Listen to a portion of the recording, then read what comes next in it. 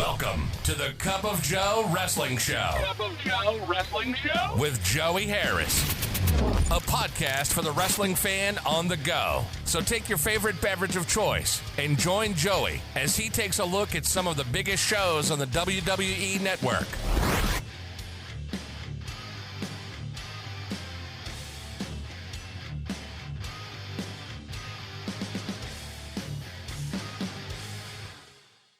From makeshift studios deep in the heart of stately Maine Manor, this is the Cup of Joe Wrestling Show. I am your host, Joey Harris. Folks, back at it once again, another week. Thank you all so much for listening each and every week to the Cup of Joe Wrestling Show. I am just overwhelmed and blown away by how high the download numbers are getting every week. We're just getting tremendous numbers, tremendous feedback, especially from last week's episode about my tremendous fall. I feel like the president, everything is tremendous. My tremendous fall and moment of idiocy.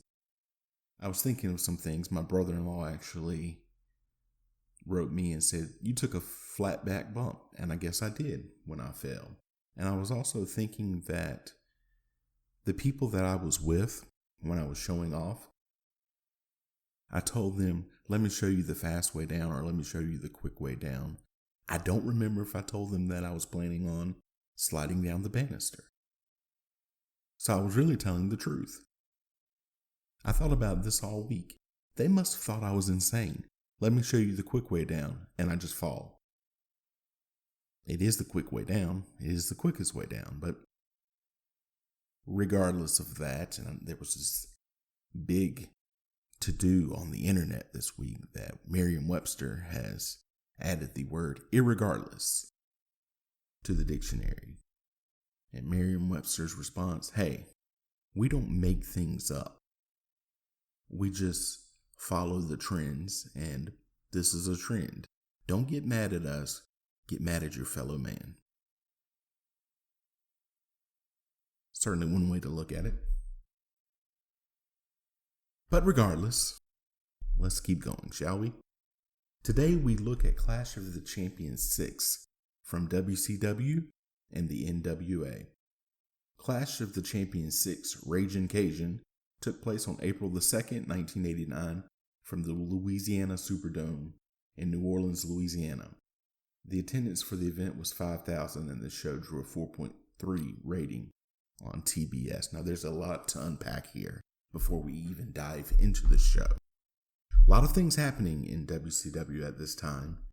George Scott had been brought on as the booker, and it was a tremendous failure.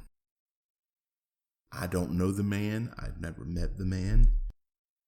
I just know that what I was told, that many people think that George Scott was starting to suffer from dementia at this time. And as a result of that was quickly in and out, mainly because of this show. But I don't know if that's true or not. I do know that he was trapped in the old school mentality of you don't give away your main events on free TV because you feel like it will hurt your house shows.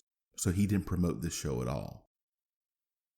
And it was going up against WrestleMania 5. No promotion. And this is a really great show. But nobody knows that it's on because they didn't promote it on their television. Still drew a 4.3. But it could have done a lot better if they had just promoted it a little bit. Now, we talked about the Crockett McMahon wars back and forth, Starrcade, Royal Rumble, Bunkhouse Stampede, WrestleMania, Clash of Champions.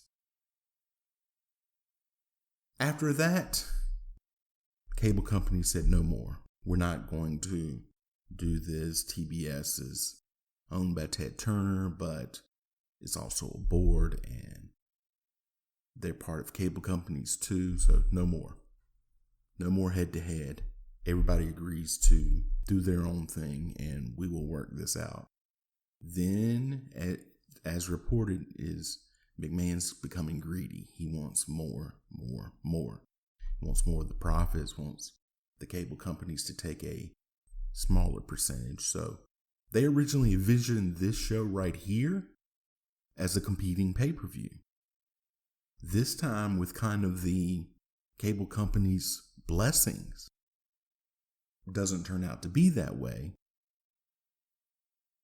Not the final thing, but we can certainly, I feel that their thought process behind this is, hey, we can certainly throw on a Clash of Champions special with this. That's what they did. They just didn't promote it. But let's look at it. There's a recap. We start out with a recap of the Chi-Town Rumble main event. Jim Ross and Michael Hayes welcome us to the show. This reunites the old UWF announce team. They show a group of former NWA champions eating dinner with Ricky Steamboat. We get our first look at Jim Herd, who will dominate wrestling talk for the next 3 years with his decisions running WCW. Video package of some of the wrestlers we are going to see. They then play the national anthem. The Samoan SWAT team, Samu and Fatu, with Paulie Dangerously versus the Midnight Express, Stan Lane and Bobby Eaton with Jim Cornette. Cornette and Dangerously are both masters of their craft here. Both teams look good. Cornette hits Samu with the racket, incensing Michael Hayes on commentary. The arena is dimly lit because there is no one here, because no one knew about this show. Teddy Long is your official. Within the next 10 years, everyone involved in the match but Bobby Eaton will be on WWF TV. Cornette again hits Samu with the racket. It breaks down. The Midnight Express hit the rocket launcher, but Fatu hits Eaton with Paulie's telephone, and Samu gets the pin. The Great Muta with Gary Hart versus Steve Casey. Michael Hayes likes to bring up that he set the attendance record in the Superdome. Casey rushes Muta and gets a face full of green mist. This match is to highlight Muta's talents. Muta wins after a moonsault off the top rope. The Junkyard Dog comes out with a jazz band. This is the man who set the Superdome record with Michael Hayes. JYD versus Butch Reed with Hiro Matsuda. Jim Ross and Michael Hayes throw some subtle shade towards the WWF, talk about all the fans that NWA has in Connecticut. JYD and Reed have a rich history here in the Mid-South region. Jim Ross brings up their football careers. If you're drinking at home, you can take a shot. The finish comes after Hiro Matsuda gets up on the ropes to argue with referee Teddy Long, and Reed gets pushed into him. JYD messes up the roll-up, but still gets the pin. Now, the following matches are edited out of the WWE Network version of this show. You got Bob Orton with Gary Hart defeats Dick Murdoch in 9 minutes and 45 seconds. The Varsity Club, Mike Rotunda and Steve Williams with Kevin Sullivan defeated the Road Warriors Hawk and Animal with Paul Ellering. This was a tag team match for the NWA World Tag Team Championship. It went 11 minutes and 40 seconds, and Ranger Ross defeated the Iron Sheik by disqualification in a singles match that went 1 minute and 56 seconds because Sheik was in no condition to wrestle at this point. And it's weird that they edited these matches out or edited them down or whatever, because in the Varsity Club versus the Road Warriors match, Steve Williams cradled Hawk for the pin. The match was marred by controversial officiating. Referee Teddy Long refused to count the pin for the Road Warriors only moments before making a fast count on Williams pinning Hawk. Teddy Long was then subsequently fired as a referee and became a manager. NWA United States Tag Team Championship match. The Varsity Club Kevin Sullivan and Dan Spivey versus the First Family, Eddie Gilbert and Rick Steiner with Missy Hyatt. Gilbert thrown over the top rope at one point, but the referee doesn't see it. Gilbert hits Sullivan with Hyatt's Gucci bag and gets the pin. They continue to fight after the bell. And then the one that everyone who did come to the Superdome and who did see it on TBS, this is the one that they came for, folks. The NWA World Heavyweight Championship match. Ricky Steamboat versus Ric Flair, 2 out of 3 falls. Flair comes to the ring with a bevy of beautiful women, and they misspell his name on the screen. Behind in these, I don't know if it's pyrotechnics or lasers or whatever, it says R-I-C-K Flair. Oh boy. Typical though.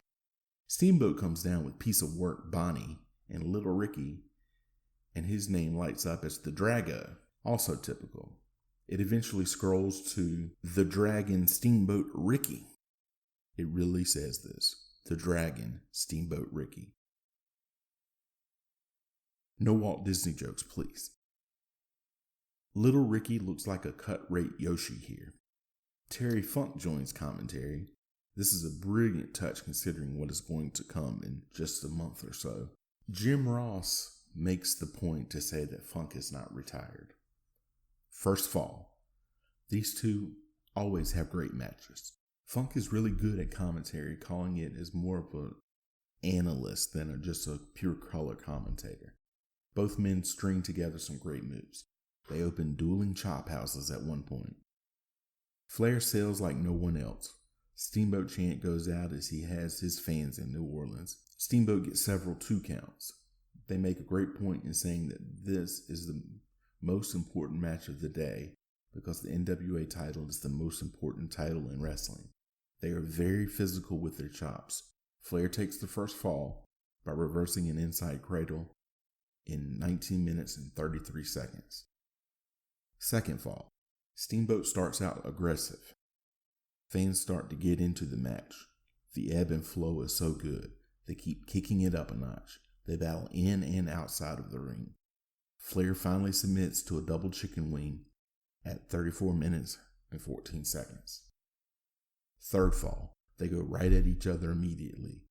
They reopen the dueling chop houses and do their patented Flair goes for his top rope move but gets chopped by Steamboat's spot. Later on, Flair actually hits the Flair top rope spot. That's rare. This match is everything. Lots of close falls. Both men are just spent by the end of the match. Steamboat gets the pin after putting Flair's shoulders to the mat during the double chicken wing after Steamboat leg buckles. Time of the match, 54 minutes, 29 seconds. Jim Ross interviews Steamboat. He thanks TBS and the fans for the opportunity. He wants to move on to other contenders. They look at the video and Steamboat sees that Flair's foot is under the ropes during the pin. They say Flair is irate. Steamboat says he is willing to give him a rematch as they say goodnight from New Orleans. Hey folks, if you like the show, please leave a review in iTunes, Apple Podcasts, or your podcast platform of choice.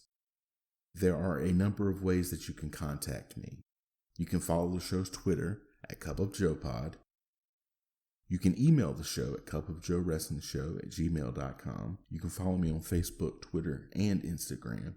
I am at the Joey Harris. Thank you for joining me this week. This is Joey Harris saying so long from Stately Main Manor. The Cup of Joe Wrestling Show is a production of Baby Kangaroo Media.